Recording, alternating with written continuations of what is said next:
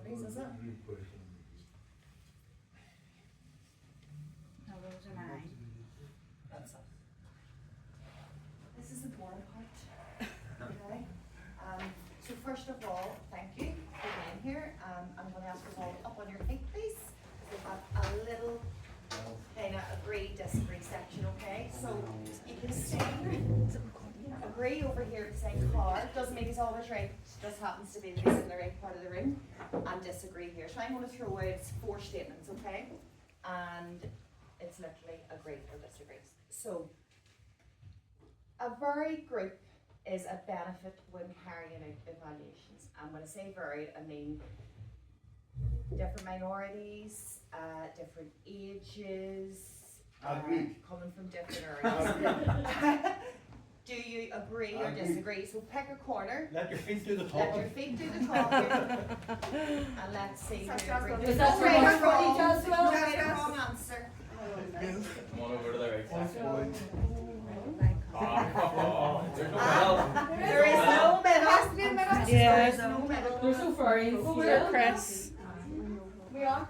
We're undecided. Okay, so yous are all right, okay. Couldn't Most of yous agree with that. So you're just trying to be controversial. Right on the right side. The contrarian? So, okay, so a very, most of the room thinks that a varied group is a benefit when you're carrying out evaluations, yeah? Yeah. Yes, I would say that's partly true, but if you need a target audience for a specific program, it's not always beneficial. Does that make sense? Yeah. So, while a varied group, of course, gives you lots of opinions and kind of room and food for thought, you need to have a target audience for the information and the data that you want to get out of that, okay? So, second statement, a paper evaluation is better than a digital evaluation. So if I hand you out an evaluation sheet at the end of a program or a course, or I say, you know what, there's a link, click on that link and carry out an evaluation. Do you agree that a paper evaluation is better or a digital is better? Is paper the best way to go? So it's digital. I would never do Is that. paper the best way to go? If you've got older people or whatever, they may not decide to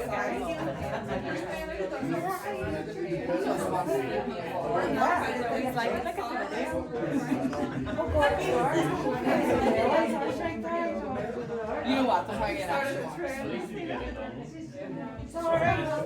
Okay, so who's the agrees? Okay, who's the disagrees? What? You guys are on the fence? Yeah. Okay.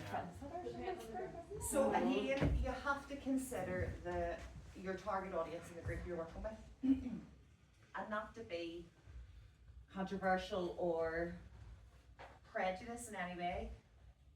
If I'm working with a group of senior citizens and I say there's a link, click on that link and fill in that evaluation form for me. I know most of the senior citizens in my work that I'm working with are just going to go, do you know what, I'm not doing that. Yeah. I don't understand it. I don't have Wi-Fi in the centre to log on. Really basic things like that. So depending on the group you're working with, you need to consider how you evaluate, in what format. So it's just important to think about that.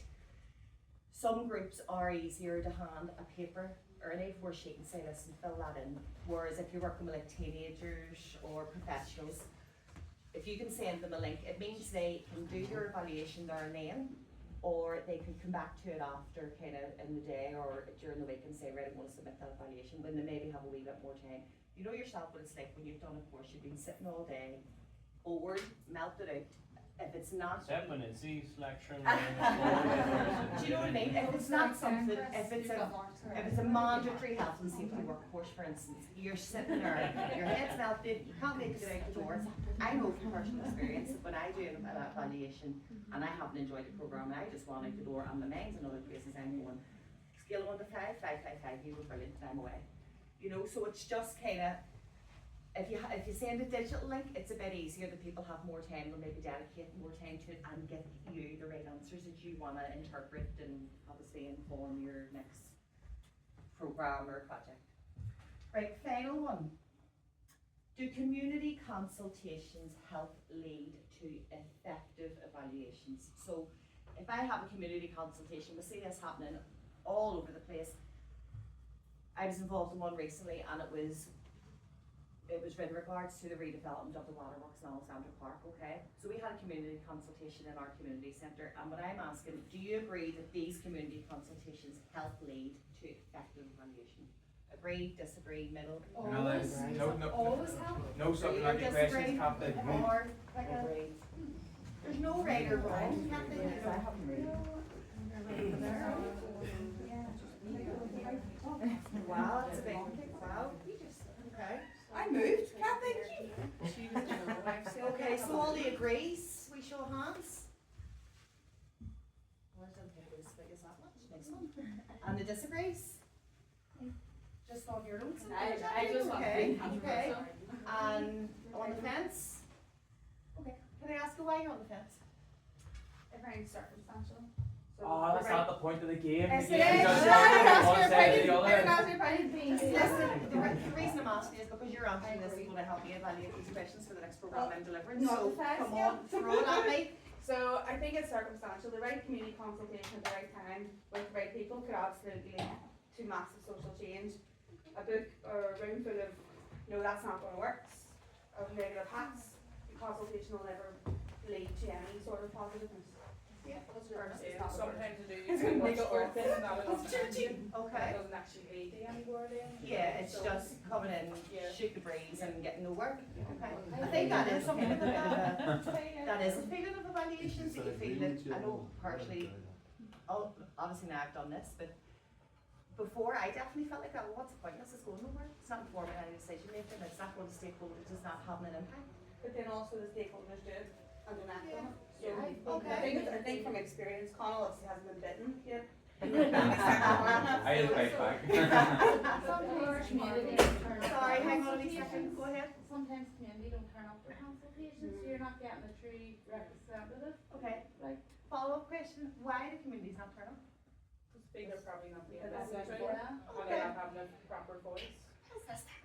And anything, It's sort of like, if you don't give people the opportunity, they will automatically, you know, if you're being productive and being inclusive and encouraging participation, they may be more likely to get involved down the line. So initially it might not be a thing, but if you've engaged, the next time you can say that beforehand you didn't get involved. So even the fact that you've done the thing, even though it hasn't been productive, it's still a positive aspect that you've been inclusive and you know, you're showing a good model practice. nice one.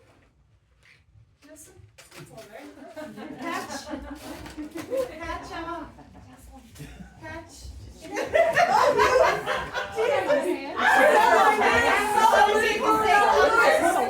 Take a wee seat there, please.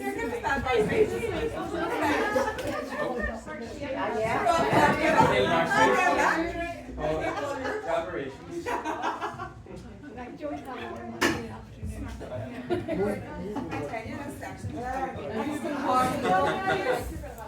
Okay, folks, listen, that's great feedback, thank you. And that will help us inform decision making on our next project. Thank you very much. So pros and cons of evaluation. And don't hit nobody's sweet. I just, nobody saw. That's what you do in the Delete that. Guess that's So the pros of evaluating. So it ensures that your organisation is delivering the best programmes and services. Ultimately, that's what you want at your evaluation. To inform your decision making, to improve your services so that you can constantly improve, that you're delivering the best product, the best programme, cost effectively for what the people want. It's as simple as that. Nothing worse than sitting doing a course, a mandatory course for toxic health and safety, because I don't know about you, but if it's mandatory and working, it's boring me, and it's a day wasted where I know I could be doing other things. So you almost feel that, I done this a year ago, I done the evaluation form, and you're back 2 years later when it's mandatory again, and nothing's changed. It's the same old questions, it's the same lecture, it's the same sitting in a seat for 4 or 5 hours. Your evaluation's gone nowhere, it's literally filling deaf ears. that feeds into obviously then making your program and your services and your systems more effective. So the deeper your organisation dives into evaluation approaches and adopts programme evaluations into your culture, the more opportunities to leverage evaluation to make programmes, services and systems more effective and efficient. In other words, evaluation becomes a bridge that connects different individuals, departments and partners around shared goals. When you apply evaluation to your organisation and commit to this approach, your organisation will discover opportunities to streamline efforts and make critical changes to improve what you do. Recently, again, I can only talk about my own kind of praxis. I work closely with the Department for Communities and they do these OBA reports.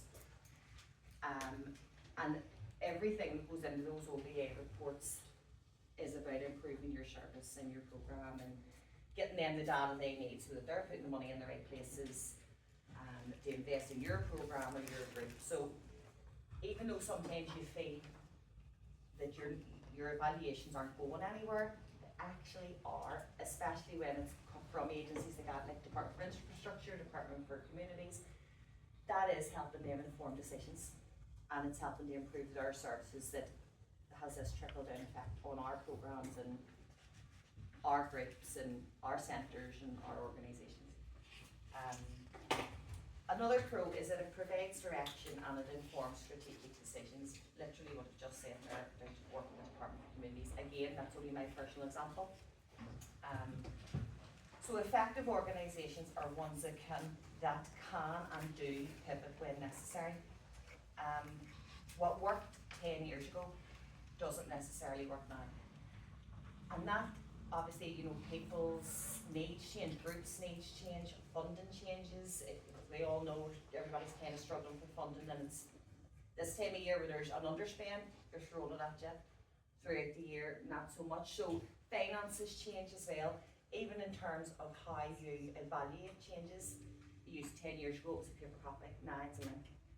And that all helps kind of smoothly in your evaluation process.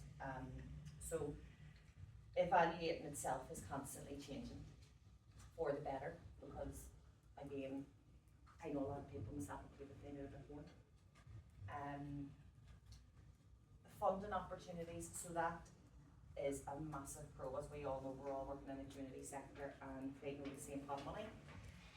And it can make the difference in a funding application if you have carried out effective evaluations that you can show your funders to say, well, I want this money because, and that's it, or I want this money because, and here's my evidence. And your evaluation gives you that. So it's just something to bear in mind of how kind of important the information in the data gathering that you do for evaluations does help with things like funding applications as well. It can make a difference between a yes or a no in your funding application. Another pro is it strengthens and informs communication and your marketing efforts. Now, I know that's kind of a bit gibber, but bear with me. So, similar to funding opportunities, evaluations can give the communities that you serve a voice. Okay?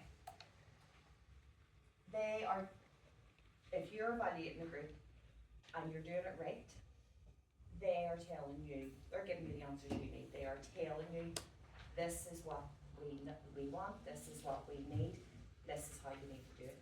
Listen, I mean, we preach, have been the last 4 years, be community led. I mean, that's our bread and butter. So if we're not listening and reading and considering and acknowledging the information that we're getting on evaluation points, it's pointless. Because nothing changes and we all know how frustrating that can be. Especially if you're in your practice, if you're delivering programs and you're maybe being reviewed for every 2, 3, 4 years, whatever. If someone's coming in and reviewing you and nothing's changed in 2 or 3 years, it almost looks like, well, you're not putting the effort in, or you okay, love? Yeah. Or you're not getting what you want out of it, and you're not considering how you can improve it. Does that make sense? Mm-hmm.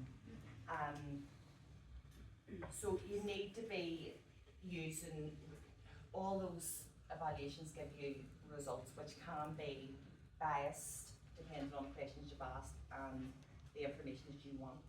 I recently was part of a community audit with Dunkirk Partnership there up in the north, and we were round wrapping doors. It was the first community audit carried out by an organisation in that area, specifically this Westland area that I'm working with at the minute.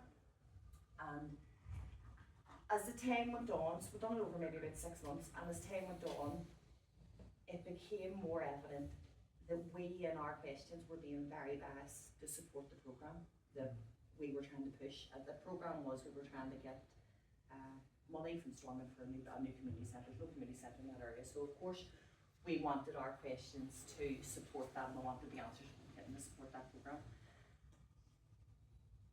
It could be argued that it wasn't particularly fair because you weren't looking at the whole issue, you weren't looking at the whole picture. You were only asking specific questions to get what you wanted. And you could see that how that would leave you open to, if for talk's sake, the funders, the FCA in this instance, could come in and rip you apart and say, well, hang on, that's only, it's very one-sided, it's very biased. So just be careful of the type of questions you're asking, you know, evaluate your evaluations. We'll go on to our cons. So it's time consuming. Depending on the depth of the evaluation, it can require significant time and effort to gather the data. So the examples that you did there in your 3 groups, of course it depends on the group you're working with. There was one there for a summer scheme and it was kind of scale 1 to 5, happy faces, very, very quick.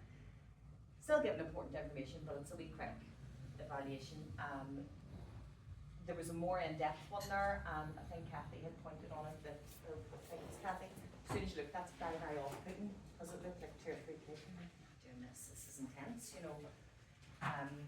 So designing them can be time consuming, but interpreting the data can also be very time consuming as well. But like I was saying, 10 years ago, evaluating is different from what it is now. So there's software and stuff out there to help you with your data gathering, with your information, how you want to present that. So there is a bit of a pro there, and that times are moving on and technology's moving on to help you evaluate. It's not literally sitting down through evaluation forms and assessing software and stuff like that, which is good. I talked about bias there. So evaluators can introduce bias intentionally or unintentionally, and it's something, just as I touched on there, you would need to be mindful of that. Are you being biased with your questions because of course you want certain information and for talk's sake to support a programme that you are hoping to roll out, but are you looking at the bigger picture? So it's finding that balance between being biased and not biased, really. It can be stressful.